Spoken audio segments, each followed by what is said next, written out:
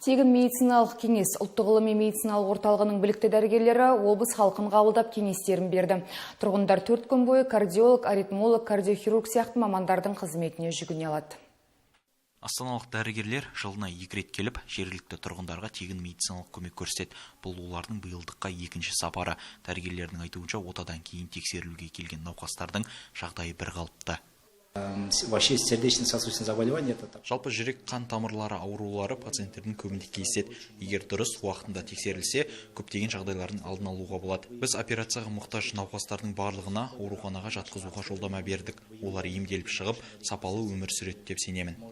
Серікбай Сейілхан өзіне жасалған отадан соң 3 айдан кейін қайта тексеруге келді. Ақ халаттылар науқастың жағдайын оң бағалап, күтінуге кеңес берді. Дәрігерлер жұмысына риза болған қала тұрғыны медицина қызметкерлеріне алғысын білдірді. Ақтауға Астанадан жас жігіттер келіп жатыр. Әр жылы мамандар, біз көрініп жатырмыз. Көп рахмет. Міне бұлар мені қайта қарап жатыр.